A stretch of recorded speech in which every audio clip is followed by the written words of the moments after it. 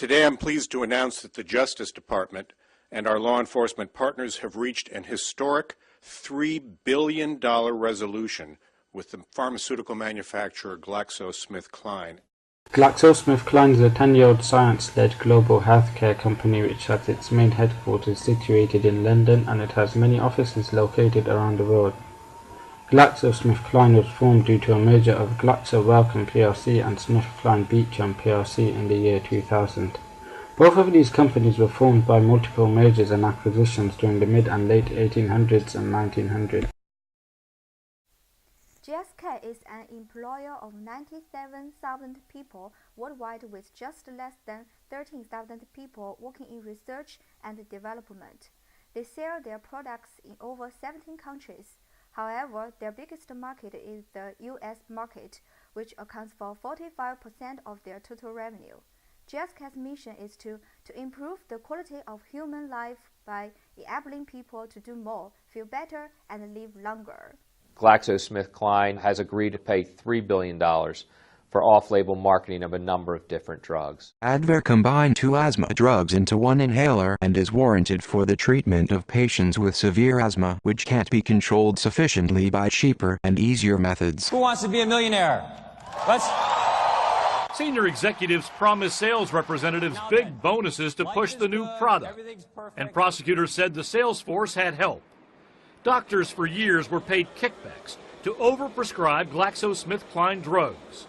U.S. Attorney Carmen Ortiz said the bribes took many forms. From Hawaiian vacations to paying doctors millions of dollars to go on speaking tours, to a European pheasant hunt, to tickets for Madonna concerts.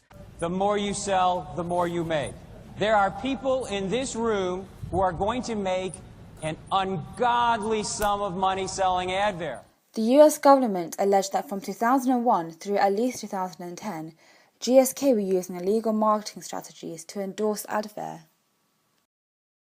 Paroxetine, also known by the trade names Paxil, Arapax or Serexat, is an antidepressant drug of the SSRI type. It is used to treat major depression, obsessive-compulsive disorder, panic disorder, social anxiety, post-traumatic stress disorder, as well as generalized anxiety disorder in adult outpatients.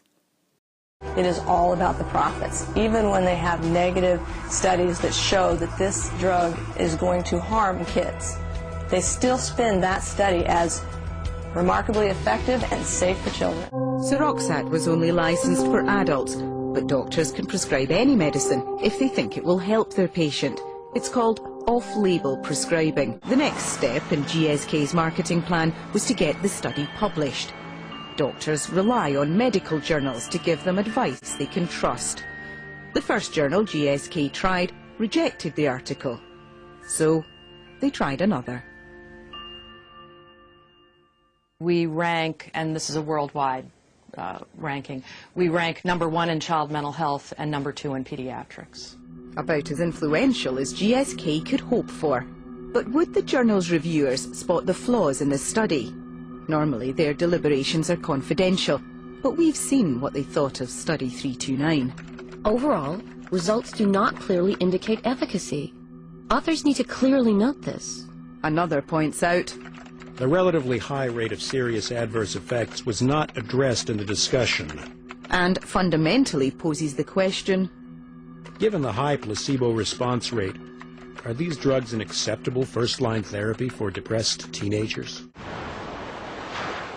They didn't tell the regulators or the physicians or parents about these risks or the lack of efficacy. Instead, they went out and promoted this specific study as remarkably effective and safe for kids. So what does that amount to in your view? That's a lie. That's fraud. Wellbutrin was the second of the two antidepressant drugs which Glaxo marketed for populations and indications they were never approved for. The problem now is, and this is what's getting me crazy, is that we have a problem with prescription drugs that is massive. Now, Dr. Drew is actually involved in the scandal because prosecutors are looking into his promotion of some of these GlaxoSmithKline drugs. So apparently he was on his show Loveline, and during the show, someone had called, and he says that doctors will prescribe that for people who have low libido. But one thing that the callers did not know is that he's actually a paid spokesperson for these pharmaceutical drugs. There are new questions this morning about the safety of GlaxoSmithKline's diabetes drug, Avandia. Avandia is a popular medication that treats type 2 diabetes. Patients are prescribed the drug if they have difficulties attaining their condition, such as improving their diet or increasing their level of exercise. Pharmacologist Dr. Yoon Luke examined the drug and discovered that taking it actually doubled the patient's risk of heart failure, even if they were not initially at risk of heart problems. A 2-year investigation by the Senate Finance Committee staff that included a review of internal GlaxoSmithKline documents finds that the totality of the evidence suggests that GlaxoSmithKline was aware of the possible cardiac risks associated with Avandia years before such evidence became public. And instead of warning patients and the FDA of their own concerns, the staff report concludes that GlaxoSmithKline executives intimidated independent physicians, focused on strategies to minimize findings that Avandia may increase cardiovascular risk, and sought ways to downplay findings that a rival drug, Actos, might reduce cardiovascular risk. It's a sad state of affairs right now, but the almighty dollar and the reports to the shareholders seem to be more important than patient safety.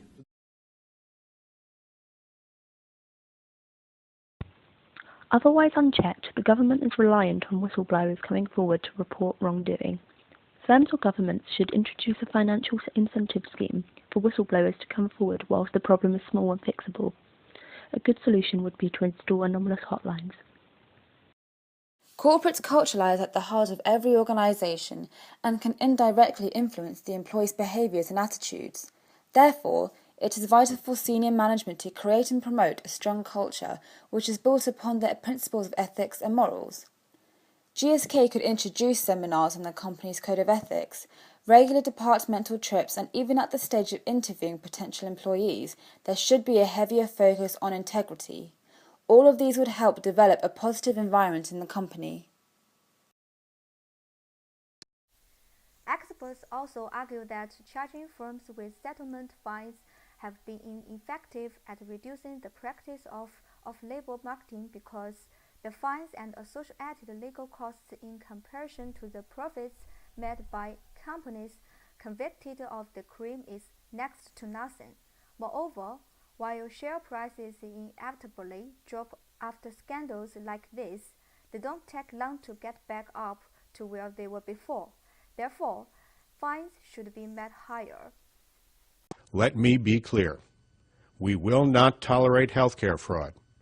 And in every instance where we uncover it, we will use all of our available tools to hold those responsible to account. What we've discovered is that once the companies settle with the government, they must be of the view that the government will not be watching them for a while. I want to see to it that the CEO of these major companies, this time, they will be behind bars.